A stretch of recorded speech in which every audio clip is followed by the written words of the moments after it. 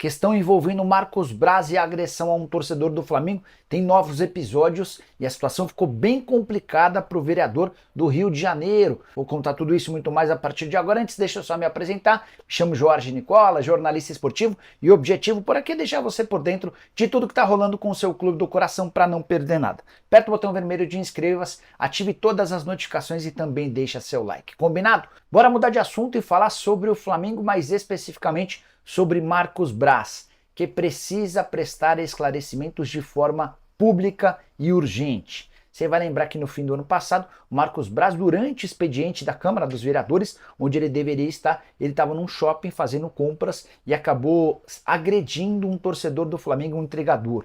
Na oportunidade, ele concedeu uma entrevista e disse ter sido ameaçado de morte, ele e a sua filha, de 14 anos de idade, que estava ao seu lado. Mas, nessa terça-feira, foram divulgadas imagens do circuito de segurança do shopping, onde o Marcos Braz estava, e todas as versões do Marcos Braz foram desmentidas. Primeiro que a filha do Marcos Braz estava no shopping, mas não estava com ele. Ou seja, se houve ameaça, a ameaça foi apenas ao Braz. O entregador, que é torcedor rubro-negro, assegura que não fez nenhuma ameaça, só pediu para que o Marcos Braz deixasse o Flamengo diante do péssimo momento do time. Também ficou muito claro que foi o Braz quem correu atrás do entregador para agredi-lo. Eles caem, o Marcos Braz morde a virilha do entregador, depois levanta e dá chutes na cabeça do torcedor do Flamengo. Ele ainda conta com a ajuda de um segurança, um amigo, que também agride esse entregador. Enfim, ficou muito claro que o Marcos Braz bateu sem grandes motivos nesse torcedor rubro-negro, e essa história de que a filha dele havia sido ameaçada cai por terra. O próprio Ministério Público trabalha em cima dessa tese e vai pedir punições ao Marcos Braz. Ao mesmo tempo, diante da divulgação dessas imagens, alguns grupos políticos do Flamengo já se movimentam para pedir que o Marcos Braz seja excluído do futebol rubro-negro. E aí ficou muito claro que o Marcos Braz mentiu na cara dura quando concedeu uma entrevista coletiva dia seguinte ao episódio, afirmando que o entregador havia ameaçado a filha dele. Marcos Braz precisa prestar esclarecimentos. Por mais que tenha costas quentes, por mais que a relação dele com Rodolfo Landim seja boa, esse tipo de episódio não pode acontecer. Ele agrediu um torcedor do Flamengo sem grandes motivos, e isso não pode ser aceito em hipótese alguma. Sobre o Sampaio Corrêa, 2-0, volta a vencer no Campeonato Carioca e volta a utilizar praticamente os seus titulares. O Flamengo estava na sua pré-temporada ainda em Orlando, nos Estados Unidos, fez 2 amistosos por lá, fez a primeira rodada em Manaus do Campeonato Carioca com seus titulares e com o Tite, e hoje voltou a utilizar praticamente seu time titular. Tinham 4 poupados, o Fabrício Bruno também na frente, né, o Cebolinha, e o Pedro e o Varela na lateral foram os poupados. De resto, basicamente o time titular, Conrado, e um Flamengo muito superior ao Sampaio Corrêa, que levou um tempo inteiro quase para atravessar o campo de jogo, né? O círculo central, e tentar um ataque no campo do Flamengo.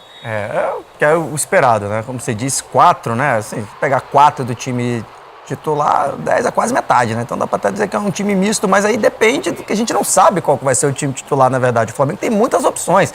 Essa é a grande questão. Não dá para você apostar no time titular, dá para a gente saber o time que vem jogando. Mas a grande notícia, a gente está vendo ali embaixo, o gol de Bruno Henrique e Gabigol. Os dois foram titulares, um gol para cada um. Sabe o tamanho deles na história do Flamengo. Não é fácil botar esses caras no banco, e o Tite está fazendo. Claro que quem está entrando tem muito mérito. O Pedro também é uma história enorme, mas o Cebolinha terminou o ano jogando bem, começou essa temporada jogando bem também, conquistou no campo essa vaga, mas mesmo assim, o Alex está aqui, sabe bem mais do que eu sobre isso. Nem sempre é assim. Às vezes a antiguidade é posto, tem hierarquia, tem quem já ganhou, o cara que tem o nome, porque ele fez por merecer esse nome também, ele conquistou esse nome. Não é fácil botar no banco. E eles hoje são bancos, mas aí tiveram a oportunidade de titular e os dois fizeram gols, né? E com certeza eles não estão felizes, eles não estão satisfeitos no banco. Então vai ter briga aí por esse time titular do Flamengo. Um elenco desse não tem como ser diferente. E essa que chegou a ser o gol dele aí, ó, do Gabigol. O Gabigol voltando a marcar, né? Depois de 6 meses praticamente com bola rolando. O último gol, de fato, tinha sido em agosto contra o Coritiba, um gol de pênalti, mas com bola rolando já tinha mais de 6 meses. E essa, Bruno Henrique e Gabigol, que fizeram os gols hoje, chegaram a ser a grande dupla de ataque do Flamengo. No início desse elenco vitorioso, né, nos últimos anos, e eram os titulares absolutos. Não se imaginava que talvez 5 anos depois, pensando em 2019, que eles começariam uma temporada sendo reservas dessa equipe.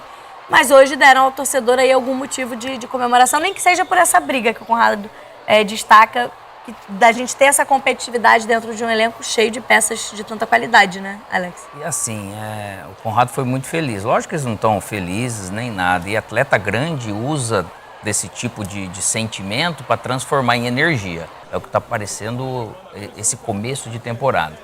E naturalmente, eles sempre quando jogaram de titular, assim, raramente eles não entregaram, né? Impressionante. Sim. Tanto que hoje, da mesma maneira, acabam sendo protagonistas, uma segurança absurda. E o Bruno, eu acho que ele é mais matador do que o Cebolinha. E o Cebolinha, ele até, não vou dizer mais construtor. Construtor eu falo com a bola, de habilidade, de drible, né? Mas assim, então o Tite acabou gerando essa oportunidade para o Cebolinha. Até o ano passado foi meio ruim, praticamente geral, assim, do Flamengo, né? Então isso também dá uma baixada na guarda do pessoal. É porque acaba sendo, não desprazeroso, mas não é gostoso você jogar da maneira que estava o ano passado. E é importante essa resposta deles. Você vê o Gabigol também mostrando, treinando nas férias, volta um pouco antes. Esse nível de profissionalismo sempre teve, um momento ou outro que acabar não acontecendo, acho que não é nada demais. Mas eu acho que eles mostram sim que eles estão ali para serem utilizados. E imagina, cara, quem que você tira? Se você coloca eles, você tira de novo Cebolinha, você tira Pedro. Então é muito difícil. É o problema que o problema, entre aspas, né? Pro Flamengo, torcida do Flamengo, não é nenhum problema. Mas quem tá escalando, passou por isso no Flamengo, que era a questão, o Pedro. Eu sempre falei isso, viu, Alex? Falei, gente, não é que o Pedro não pode jogar com o Gabigol. O Pedro jogar com o Gabigol é facílimo. Essa história de, o Pedro pode, é fácil. O negócio é, nesse elenco do Flamengo, você tirar um titular para botar o Pedro. Essa que era a questão. O Dorival só conseguiu, e aqui não é tirar nenhum mérito do Dorival, o Bruno Henrique se lesionou. E aí ele botou o Pedro. Eu não ia fazer isso? Qualquer técnico que não ia fazer isso. Inclusive o Dorival, nos 2 primeiros jogos, eu lembro bem disso, foi com o Vitinho antes e depois foi o Pedro. E agora é a mesma coisa. O Gabigol tá no banco. Não dá pro Gabigol jogar junto com o Pedro? Dá. O problema é que você tem que tirar alguém do time titular. Então isso é um problema, entre aspas, mas pro Flamengo é ótimo, porque vai gerar isso aí. Você tem que estar bem, você tem que estar voando, tem que chegar antes, o Gabigol tem que estar magrinho. O que ele está fazendo agora, o famoso não faz mais que obrigação. Se ele fizesse, ele estava no final do ano. É um dos maiores ídolos da história do Flamengo. O tamanho do Gabigol, né, pro Flamengo assim, hoje mostra o número de crianças hoje lá no Mangueirão. E ele carrega do lado dele. E ele carrega tudo isso que foi ele que construiu. É isso. É isso que é bom lembrar. Não é à toa, né? Não foi dado, né, isso para ele. Aquilo que o Bernardinho, ele exemplifica, assim, em palavras que é fácil. Às vezes a gente pensa e não consegue. A gente tem que ter o mesmo prazer, a vontade de vencer, mas você tem que ter o mesmo prazer no processo de se preparar. Se você não fizer isso, você pode ser diferente, que você vai ficar mais comum. E o gol dele aí, Alex? A corrida que é característica, esse facão dele. É assim, um olha dos melhores... Olha que é um facão até meio aberto. Então, mas é por isso, ele vai lá nas costas do outro zagueiro, ele foge de um zagueiro aqui, ele vai lá no limite do outro zagueiro, ele praticamente obriga o Arrascaeta a fazer o passe pra ele, né? E um passe, se você for olhar ali, Cam, é muito justo. Justo. Porque o Gabigol já chega correndo e ele dá o bico. Então o passe foi perfeito para que isso aconteça. Só jogador de qualidade. Mas o Alex sabe que foi meia, né? Sabe bem disso. Pode ter a qualidade, você pode ser um grande meio, o Alex tá lá. Mas se o cara não fizer a corrida certa, na hora certa, o passe não vai sair, amigo. Não tem como. Mesma coisa se o atacante faz movimento bom, na hora certa, e o meia não enxerga, enfim. Porque então, muita gente, quando você elogia esse passe, essa corrida do Gabigol, né? Eu pelo menos costumo elogiar muito, muita gente fala, poxa, mas nada demais, o cara correu, recebeu na... Mas um monte de gente não corre, ele tava no meio, muita gente ia correr pra dentro da área. Ainda tem isso. Assim. Mas são uns detalhes, assim, que ele não correu reto aqui, né? Ele foi correr pra cá, depois ele correu pra lá pra ter o timing certinho. Ele é muito bom nisso, e é algo que o Tite deve explorar, né? Claro, quando ele estiver em campo. E detalhe desse lance também, porque você tem um entrosamento, né? Olha lá, onde ele vai lá atrás do outro zagueiro. É um entrosamento de Arrascaeta e Gabigol que se conhecem. Que o Arrascaeta sabe exatamente que ele faz esse facão, o Gabigol sabe que se ele fizer, o Arrascaeta vai dar o passe, e você precisa ter esse tempo de que os dois têm juntos também para uma jogada começa a sair perfeito. Perfeito. E outro detalhe, como o Arrascaeta estava vindo lá do lado esquerdo, né? Quando o Bruno Henrique joga, que o Alex trouxe aqui também, muda a forma um pouco do time jogar, né? O Tite querendo ou não. Ele, de fato, hoje mudou. É claro que o Bruno Henrique joga pela esquerda, mas ele não é um ponta esquerda de ficar lá grudado na lateral, como é o Cebolinha. É outro estilo, é muito mais atacante, vem por dentro. Então teve essa mobilidade do Arrascaeta cair pela esquerda, o Bruno Henrique vir por dentro, o Bruno Henrique pro lá, enfim. Passagem do Ayrton Lucas. Foi um time muito mais móvel que geralmente costuma ser os times que o Tite treinam, e principalmente esse do Flamengo, com o Cebolinha, que eu acho que é a forma que o Tite gosta mais de futebol, né? Que são os pontas abertos, marcando a posição, mas claro, com a bola tendo liberdade. Mas quando tem Bruno Henrique e Gabigol, isso muda. E assim, é um tipo de jogo que é também um tipo de treinamento. O gramado lá nós temos que elogiar, porque estava perfeito, né?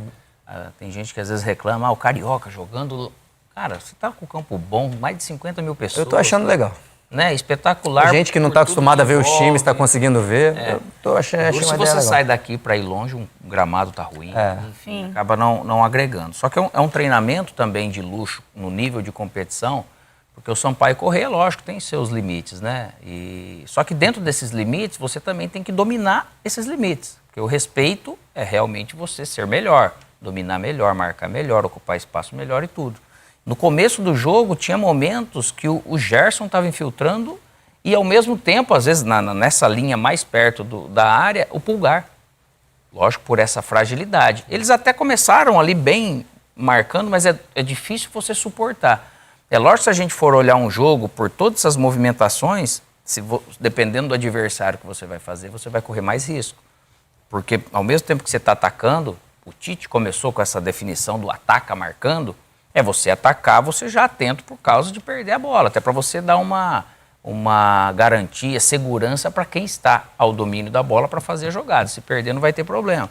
Esse equilíbrio é importante, mas quando você joga com equipes que são inferiores nesse sentido, você acaba abusando um pouco. E faltou, sim, também, se for ver, gol no segundo tempo, né? O jogo, ele fica... Desperdiçou algumas oportunidades, o Gabigol perdeu um, né? O Gerson mesmo perdeu uma Gerson também. Isso, mas esse tipo de jogo, ele também, às vezes, dá uma baixadinha na sua guarda e você vai... É difícil manter um pouco mais displicente. É difícil manter o nível lá em cima, né? Você falou do treino de luxo. Vamos aos números desse jogo, que falam um pouquinho. Os números e que a gente tem de mapa de movimentação também, que mostra um pouco do domínio do Flamengo e também de como foi essa atuação hoje do rubro-negro. E em posse de bola, 62%. No primeiro tempo, chegou a ser 84% de posse de bola do Flamengo nos primeiros minutos da partida. 18 finalizações contra 5 do Sampaio Corrêa, sendo 10 no alvo, uma só do alvo do Sampaio Corrêa. Olha o mapa de movimentação de calor do Sampaio Corrêa. Olha o mapa do Flamengo. E aí, faltas cometidas, né? 19-12, 2 impedimentos do rubro-negro, um do Sampaio Corrêa, perdão, um do Flamengo. E aí, a quantidade de passes do Flamengo, quase 600 passes, 311 só do Sampaio Corrêa e 89% de precisão, né?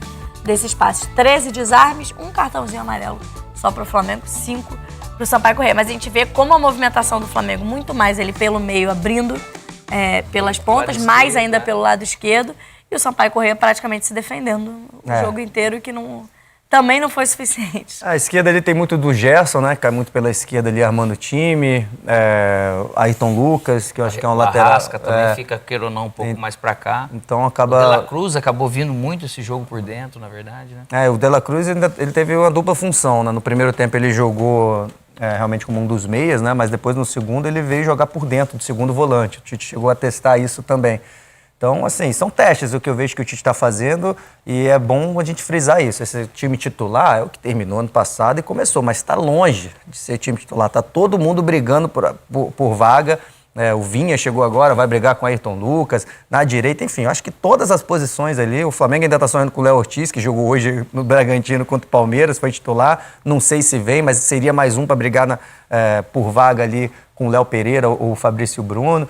Enfim, tem muita gente ali brigando. Eu acho que só, sei lá, Pulgar, enfim, talvez Gerson, Arrascaeta, a gente pode garantir. E olha lá, viu?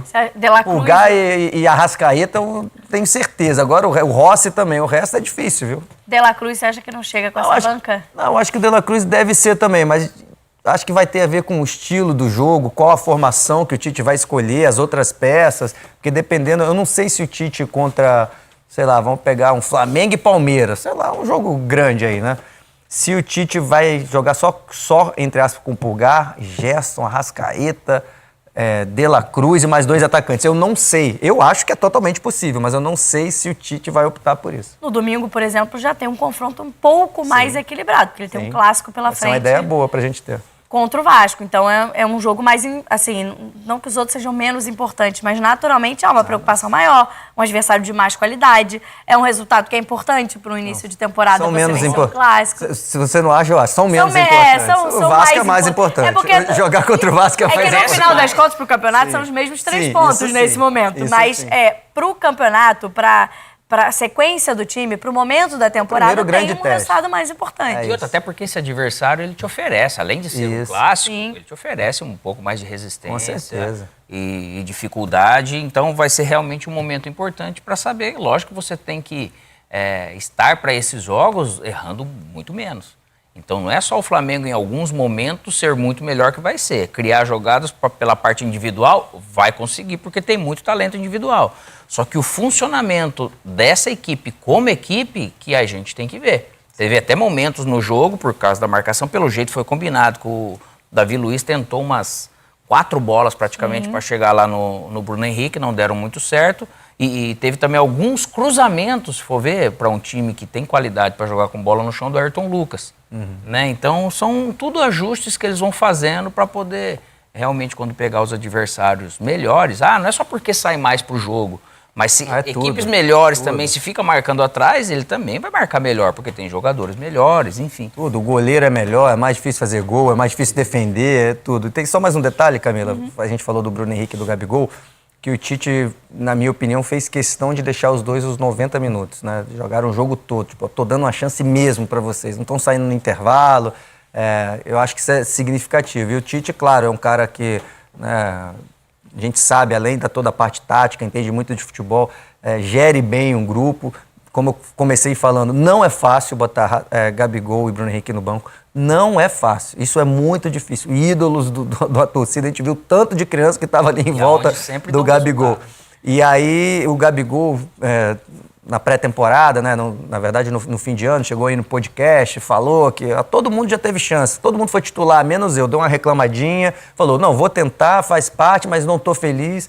Então, além de jogar os 90 minutos. Foi assim, realmente um jogo inteiro. E claro que eles estão felizes hoje. Agora vamos ver na sequência. E é importante, sim, eles terem feito um bom jogo, terem feito os gols. Sim. Claro. O negócio de tirar a zica. Eles já estão prontos, engatilhados. Aí é o professor que decide, mas é um exigindo do outro, né? Principalmente pro Gabigol, que vinha de uma temporada mais abaixo, né? Começar essa temporada tendo uma chance, fazendo gols. Claro que é importante. Lembrando, daqui a pouco a gente vai falar também do Vasco que enfrentou o Nova Iguaçu.